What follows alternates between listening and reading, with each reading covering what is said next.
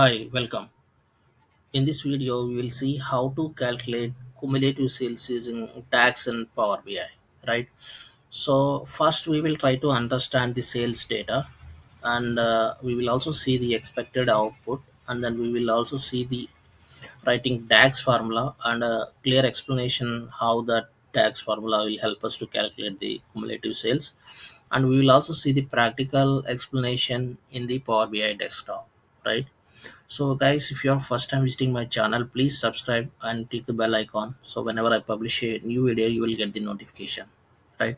So going forward, we will talk about more and more Power BI questions like this. Okay.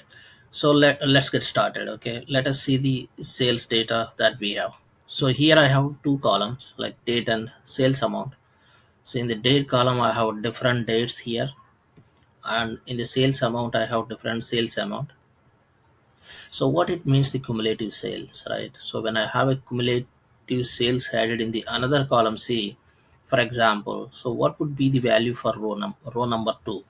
So it will be 100, right? For row number 3, it will be the sum of 100 and 250, and for 300 it will sum up with all the previous values. That is what the cumulative sales, right?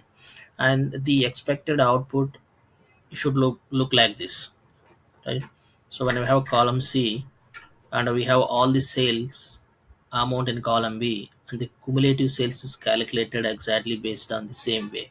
So I have 100 here, and 100 plus 250, 350, 100, 250, and 300, 650, right? Now let us look at the DAX formula. So to calculate the cumulative sales in Power BI, right? So this is how we can create a DAX formula. Cumulative sales equal to calculate sum of sales info of sales amount, filter all sales info date, where this condition sales info date less than or equal to max of sales info date, right? First, what exactly we are doing here? We are using the calculate function. Within that, we are taking the sum of sales amount. Sales info is my data set name, the Excel sheet that I use. Sum of sales amount. In the filter, we are excluding the, we are considering only the sales which meets this particular criteria, and this is the row level context, all sales info date, right? Yeah. Well, let's look at the explanation. So if you need a detailed explanation about this calculation, you can go through this particular sheet. I will also include the sheet in the description of this video, right? So now let's look at the Power BI desktop, how we can uh, calculate the cumulative sales. Okay.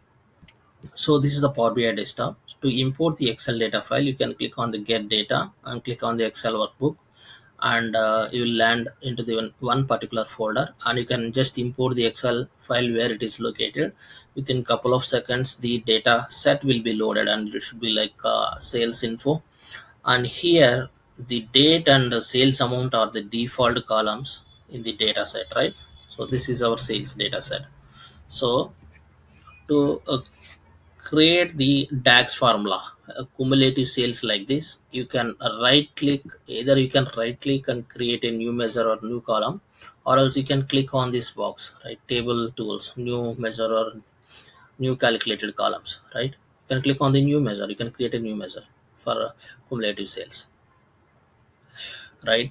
Okay, so this is what exactly we have seen in the Excel sheet.